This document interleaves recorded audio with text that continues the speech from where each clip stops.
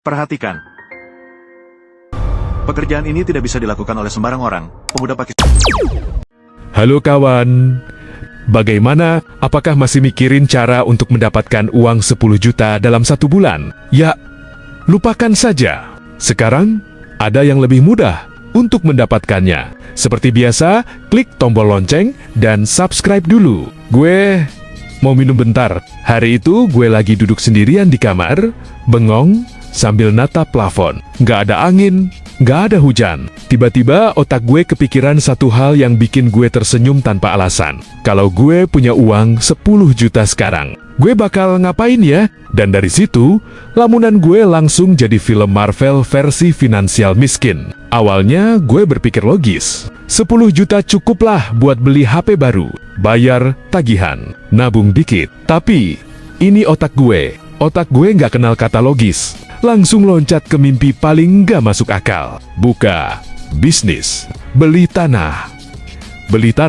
bangun rumah, beli mobil bekas tahun yang bahkan belum diciptakan, sama rencana hidup yang nilai modalnya minimal 1 miliar. Padahal, modal gue cuma lamunan 10 juta. Otak gue kayak berkata, tenang bro, kita halu dulu, kantong nyusul nanti. Oke, masuk ke lamunan versi boros. Gue membayangkan diri gue langsung ke mall bawa uang 10 juta. Langkah gue penuh percaya diri.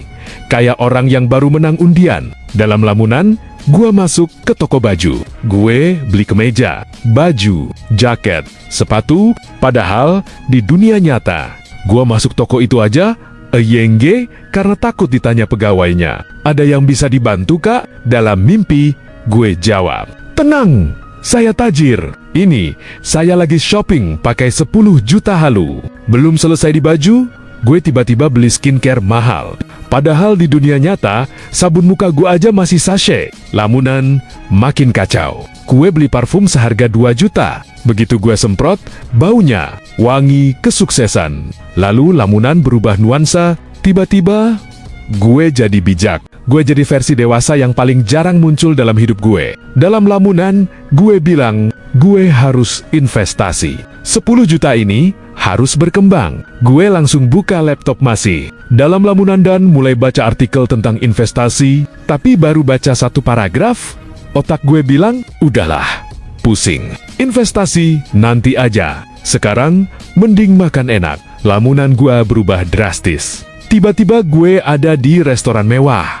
Makan steak yang harganya bikin dompet nyata gue nangis dari kejauhan. Steaknya mewah banget sampai dagingnya kayak bisik ke gue. Ini cuma mimpi kan? Gue jawab, ija bro, santai. Lamunan masuk fase ketiga, fase sok dermawan. Dalam lamunan, gue punya 10 juta dan langsung ngerasa jadi filantropis kelas dunia. Gue bayangin bagi-bagi uang ke keluarga, teman, tetangga, kucing komplek. Gue datang ke warung, terus bilang, Bu, bakso 1, kembalian buat Bu aja. Bu, baksonya kaget. Ini nggak ada kembaliannya mas. Gue langsung sok-sok dramatis. Tidak apa-apa Bu, dunia butuh lebih banyak kebaikan. Padahal itu lamunan. Gue cuma duduk di kasur sambil melamun sambil pegang HP yang 3 kali mental dari charger karena kabelnya bermasalah. Tengah asik melamun, tiba-tiba ada suara dari dunia nyata. Notif bank, saldo Anda,